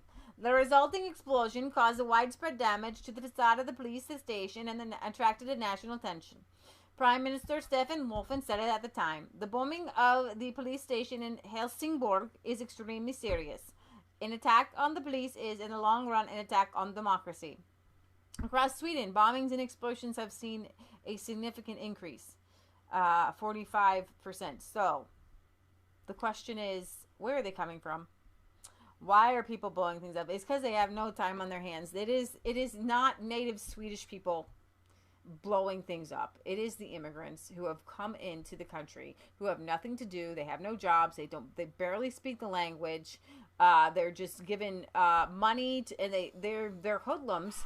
They're hoodlums because these are the people who have the chutzpah to leave and leave their own country and to travel illegally across a lot of other countries and do a lot of crazy things, and then you put them in the country and like, oh, now just be nice, good people, without any. I mean, seriously, it's insane. How dare you? How dare you? Remember, is it Finland or Denmark is trying to build a wall with Sweden? I would. Unbelievable. Hang on, wait, let's see. Turkle says, Sweden says that they don't understand, when they rape, when they make the boom-de-boom go boom, they say they did not understand how dangerous it was. They will defend them forever, it seems. Well said. Peter says, no bombings in Finland yet. Time to get strict border control to keep it that way. Dale Jones says, Sweden has a feminist government. What more needs to be said? Nice, Mom. Yeah, and Patriot Gallery just gives lots of bombs here. Okay, in Italy, we have the far leftists arrested for breaking into public housing, illegally giving it to migrants. Oh, man. Police have arrested 5 members of a far-left extremist group in Milan after they broke into vacant public housing, illegally giving it away to migrants. 5 individuals, 3 Italian nationals, a Romanian and Angolan, are members of the far-left Autonomous Committee of Abitani? The CAB. The CAB claims to fight against evictions and for the right of housing. Police allege the group broke into uninhabited publicly owned apartments and then illegally assigned them to migrants. The new occupants pay the group between €700 and €1,400 in what the investigators have labeled as bribes. Wow. Duh. The migrants, who mostly come from non-European Union states, were also expected to take part in demonstrations against evictions. Of course they were. Investigators were tipped off to the group's activities by a 43-year-old Moroccan migrant who had become disillusioned with CAB's activities, maybe stopped giving bribes. So when Salvini gets back into power. Also in Italy, the leftist Italian coalition government will likely give far more cash per day to migrants than to Italians with disabilities. The figures were published this week and have revealed that the government will establish a disability and self-reliance fund that will see a €50 million investment next year and a $200 million investment in 2021 and a $300 million. But of the 3 million disabled people in Italy, around 2 million rely on state benefits, which, according to the newspaper, works out to approximately 54 cents per day for each disabled person. Meanwhile, the government will give the migrants and asylum seekers around £20 per day. The benefit, €20 per day. Sorry, the benefit is down from the previous amount of 35. Which was lowered by Salvini. That is unbelievable. But still, the economic question is an ethical one. Even if the figure had remained at €35 a day, we would not have had enough, they said, to pay for all the migrants. Now, this was a very interesting part of Farage's call with Donald Trump that I did not play. Oh, yeah, talking about Turkey? Well, Trump says, if you had ISIS people leave your country in Europe, then they need to go back to your country and be tried, and you need to deal with them. Right. But he says we have you aren't taking them back. Like they've captured prisoners, is what you're saying, essentially. ISIS. Prisoners of war from ISIS. So, and Trump wants to send them back to their country of where they does came from. Turkey. So does Turkey. Okay. Turkey has some too. Okay. So ISIS is defeated, but they're not all dead. What do we do with them? So Turkey warns Europe it is repatriating all captured Islamic State terrorists. The Turkish government has warned its NATO allies in Europe to get ready to receive thousands of Islamic State fighters captured in battlefields in Syria as it begins efforts to repatriate them to their countries of origin. Turkey's warning comes despite the unwillingness of Europe to take them. He's like, we're not going to keep them to the end of time. We're not a hotel for Daesh, ISIS. He said, we'll hold them for some time, but we're going to have to send them back to their countries. Yeah. Europe has found an easy solution. Not recognizing why do you have people in your country that would want to go and join ISIS? Maybe deal with that. And you know why they don't want them back. And I'll tell you why. Because they'll be out in 1 or 2, 3 years. Because they know that they'll just be out and they'll go back into the population. They will be very dangerous. Because Europe especially goes very easy on terrorists. Mm-hmm. And if you can't prove it, the level of their crimes. Yeah. You know, maybe the London bridge bomber will get, maybe life in prison. But these returning ISIS fighters, they know that their laws don't hold them in prison very long. So, yeah, not awesome.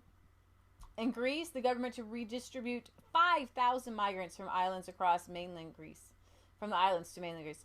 The transfer of migrants from overcrowded camps on the islands to the Greek mainland continued over the weekend, with authorities saying 415 arrived at the port of Eleusis, west of Athens, Saturday afternoon. Another 380 expected around noon. The migrants had been living on the island of Lesbos. Remember, there's 15,000. It's only supposed to hold 3,000. Greek Navy ships are bringing them to the mainland. They're housed in hotels as the peak tourist season is over. Some said parts of the mainland, such as northern Greece, will be exempted because there are many migrant camps or hotspots there already. So we're just spreading it out as a disease. He added that the government will cap the number of migrants at 0.8% of the local population. Don't worry. How are you gonna cap it though? Because you're already taking them in because you feel like you have to. Right. Because they just keep coming over on boats. Young, fighting age, healthy men. I don't like to spend too much time on it. It's not even a Trojan horse. You know what a Trojan horse is? When they come in and it's supposed to be like undetected. They're literally just coming in. Like, get this. People smugglers are offering first class passes on luxury yachts at 10,000 euros per illegal migrant. Fresh reports have claimed that people smugglers have been chartering luxury yachts to smuggle migrants from Turkey to Europe for as much as 10,000 euros per person. These people aren't suffering. They could live for years on 10,000 euros in Africa. Where are they getting this money? They're the rich people in Africa. It's unbelievable. Investigators say that the migrants are mostly come from Pakistan, Bangladesh, Iran, Iraq, and Syria. So it's not even coming from Africa. These are wealthy Middle Eastern people. Pay for a first class experience on a yacht that generally sails from Anatolia in Turkey to the Ionian Sea and on to Italy. The Italian province most affected by the first class smuggling phenomenon is Crotone. And on the East Coast, authorities have reported landings elsewhere in southern Italy, such as the region of Calabria. Most of those who run the smuggling network originates in Eastern European countries, such as Ukraine, Bulgaria, and Belarus. But Ukrainians make up the majority of the smugglers themselves. The Ukraine is like the most corrupt country in the world. It really is. Which also gets me, though, when it comes to Trump, that they're really trying to give him a hard time for saying, listen, if you don't, when you're dealing with like a corrupt country, I know. Even if he did say, if you don't do this, we're not giving you aid. I mean, it kind of seems a little bit founded, like, because this corruption happened in your country. Find out what happened. Overturn a rock. You'll see corruption. Investigators recorded 15 of these types of landings in September, and in Calabria alone, and the number is on the rise. Luxury trips for illegal migrants have been reported in the past when Cameroonian Pateau Cedric claimed in 2017 that Moroccan people smugglers were offering all-inclusive packages to reach the Spanish mainland. The deals involved flights to Casablanca, accommodation, and a trip to the Spanish coast. Wow. Think about it. With several hundreds of refugees, you can earn more than €1 million in one day. Cedric said after noting that each migrant paid around 4,500 euros for the trip. In 2018, Greek police arrested 5 suspected people traffickers from Georgia who were believed to be part of a smuggling ring that used limousines and luxury cars to help get migrants into Europe, charging as much as 3,000 euros per individual. Wow. What do you think about that? That's crazy. Fun. French government offers 10,000 euros to workers to stay in Paris no-go zone to work. As part of an action plan to address the problems of the troubled Paris suburbs of the Saint-Denis, the French government is offering 10,000 euros to public workers to remain working in the area. The proposal of one of 23 measures presented by the government this week to help the area, which is the poorest department in the entire country, and will also see the recruitment of another 150 police officers to help maintain order in the area. The government of President Emmanuel Macron is looking to improve housing conditions in the area for the local residents. The 10,000 euro bonus will be eligible for various public sector workers, including teachers. You pay an extra 10,000 euros to get teachers to stay. No. As studies reveal that the turnover rate in the area is much higher than other areas of France. The Minister of the Interior say workers stay just 2.7 years there on average. For example, everywhere else it's like 7 years. A similar proposal was made in the so-called vulnerable areas, no-go zones, often referred to as no-go zones in Sweden, where the government offers a teacher salary increase of about $1,000 per month. Wow. Just the increase itself. An increase of about $1,000 a month to stay. That's about $12,000 a year, or 840 pounds. That is pounds. What's the risk of rape or bombing? Worth to somebody? The Saint-Denis plan comes after months of studies by parliamentarians and government officials into the highly migrant-populated area, where an estimated 20% of residents of the 400,000 individuals are illegal immigrants. 500,000 illegal immigrants. 500,000 illegal immigrants. Just send them home. They're illegal. Send them home. To tackle the high crime rates in the area, the plan also calls for the renovation of police stations in 2 different places here for a total cost of 30 million euros. This is so expensive. The renovations are expected it would be to be cheaper to completed repatriate them. Yeah, and to another 20 million to education. So they're offering people money, like $10,000 basically, or euros, which is a year to stay and work in these no-go zones. This is showing you that this is not working. They're not integrating. This is not happy-go-lucky time. It's not working. I'm broken. Right. It's not working. I'm still trying to, my brain as I'm sitting here is just trying to process the motive behind the globalists and the powers that be. It's because it's blatant for them. They have a blatant reason why they are doing this. Now, you and I can poke a stab at what that is. Demoralization, votes, just having zombies that will kind of, if you destabilize an area, then it makes people want to cling to the government. All I can think of is the devil. But no, they have to have on paper. They have to have it written out why they are doing this. Mm-hmm. What is their motivation behind doing this? What have they written out in their little, rules for radicals? Globalization. I don't know. George Soros is a article. I don't know if I brought it up. Because they have to live in these countries too. George Soros says the globalization will win. Nationalism will not win. That they want a global. They want no borders. So this is their way of creating the no borders. It's but so they're creating weird. Chaos. They're creating. They're harming the people there, by, women in Sweden really being care raped. about people? No. That's what I'm saying though. There has to be. I think that it's almost like they're sending these people there as little soldiers to do these things.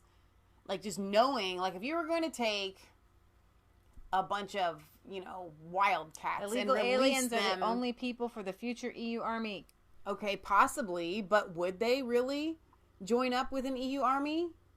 Let's say you take 3,000 or 4,000 bobcats and release them right here in our little town. What would be the motive of that? To harm the people. Like, literally, you want to do harm. French military are 35% Muslim, and they don't even know which side they would fight for in a war. And it's not even just to do harm to the people. It's a harm that you can't control, unless all of a sudden you have the ability to hit a kill switch at some point. Yeah. All right, so we're gonna have to wrap it up. What else have you got? That's pretty much it. We're waiting on a global financial. It'll be widespread monetary disaster. Germany suffered two currency collapses in the last century, in 1920 and 1945. The architect of the recovery of the former, Hildemar Schacht, chose to cooperate with the Nazi successors to the Weimar Republic and failed. In that of the second, Ludwig Erhard remained true to his free market credentials and succeeded. While they were in different circumstances, comparisons between the two events might give some guidance to politicians faced with similar destructions of their state currencies, which is a growing possibility. This is from Alizar. It's from Gold Money, and it's from Zero Hedge. So let's assume the next credit crisis is on its way. It is. Given enhanced levels of government debt, it is likely to be more serious than the last one in 2008. Let us look at what is happening despite the supposed stimulus of low and negative interest rates when we would expect them to be at their maximum in the credit cycle, and that some 17 trillion bonds are negatively yielding. I know that's a lot to think about. I wish they would put it down in a way that you guys, it's easier to understand. $17 trillion in bonds, government bonds, have a negative yield. That makes no sense.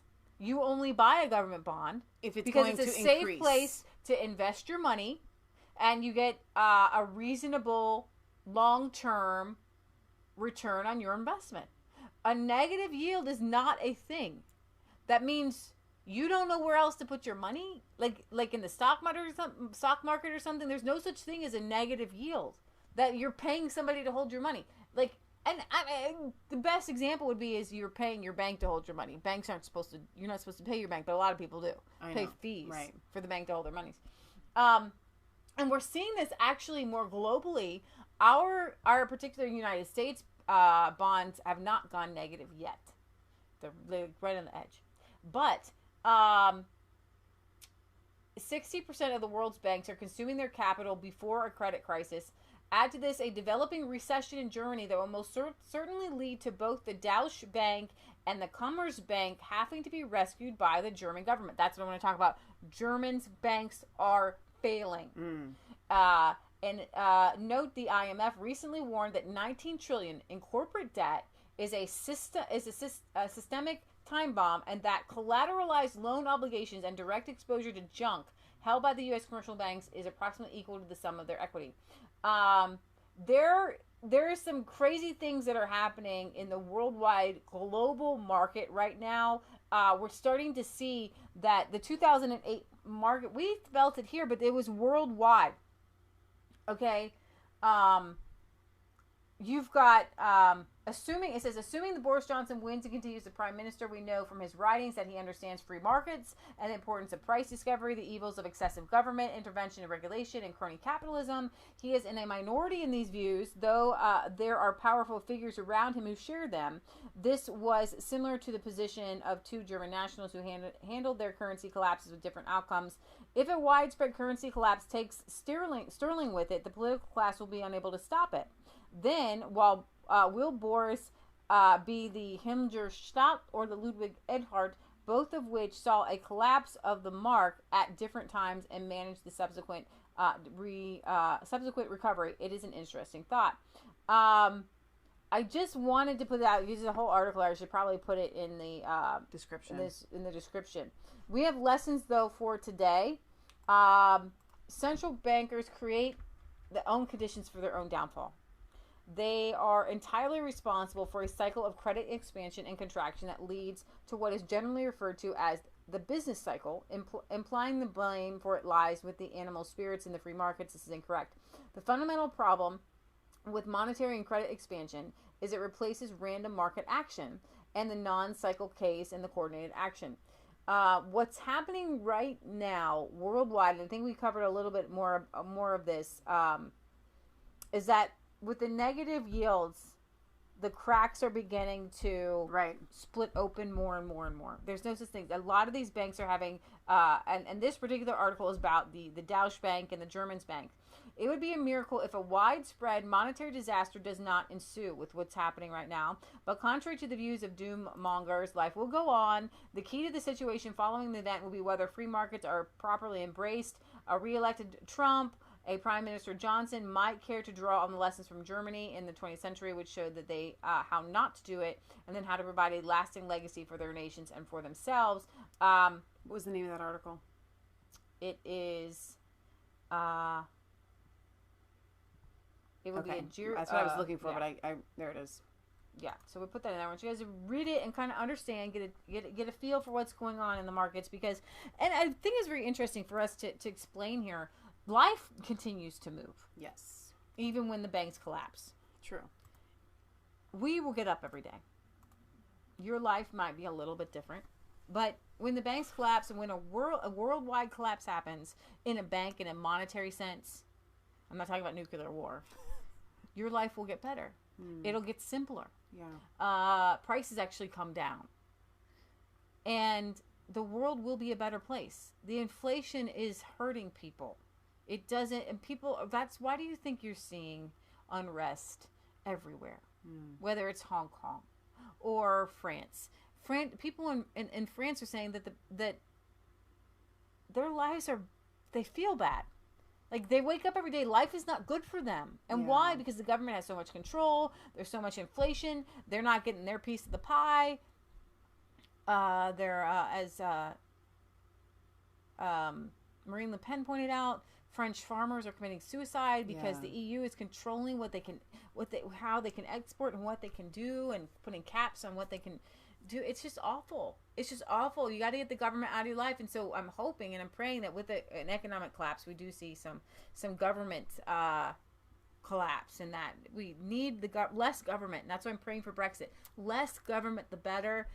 But at the same time, we talk about GMOs. We talk about non-GMOs. You have to have the government not bow the knee to the corporate interests. Sure.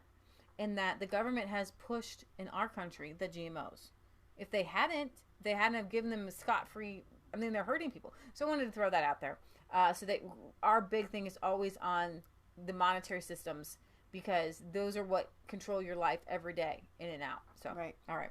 Very good. So yesterday, Kelly had a birthday. Happy belated birthday to you, Kelly. And Sean and Tracy, Sean of Sean and Tracy, had a birthday. Now, they aren't here today because they've gone to Fuerteventura again.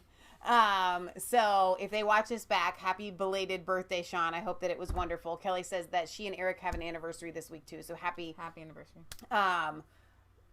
Early anniversary to you guys. I hope it's wonderful. Thank you guys for being here. All of our moderators, all of you guys who have left amazing comments. There was a lot of information I felt as I was watching the comments scroll through today. So I know I ask this every time, but I do really want you to take a minute after these videos process, after this video processes, and leave your comments on the actual video so that other people that watch the video can get a hold of what you're saying. The only thing you can depend on is gold and silver and having a lot of skills to survive and trade with. Yes. Amen. Amen. Amen. Amen. Do you have a song? I think we're gonna go. We have to go get pumpkins. We gotta go get some pumpkins. Say a prayer for Kansas, because he's literally like a guy that's come off a horse after been on the trail for like 3 weeks or whatever. I've never seen him walk so crooked. Yeah, it's not been funny, but it's been kind of funny because he's never been like this before. So he's like the epitome of health and his back never goes out. So we love you guys. God loves you. God bless. Remember, it's not just a conspiracy theory. If it's a truth. How dare you? How dare you? That was a good one. So much. You gotta say with this. You do. It's yeah. Get this phlegm out of her. And then you have to have this weird, like, uncomfortable look on your face afterwards, like, you know that she does. It's really creepy. Some girl, if you look on Resistance Chicks, an American girl did a good impression of her. Looks just like her, sounds just like her. It's really funny. That's creepy. I can't. Maybe she went as Halloween. Is that what it was? Yeah. But she did an impression. It was really funny. So we have a P.O. Box. If you want to send us your letters, we will read them on air. P.O. Box 107, Milford, Ohio 45150. Have a wonderful, blessed rest of your week. I hope it stays warm for you guys. It's starting to get chilly here for us, but at least we've had some sun. So I can't really complain. All right. God bless.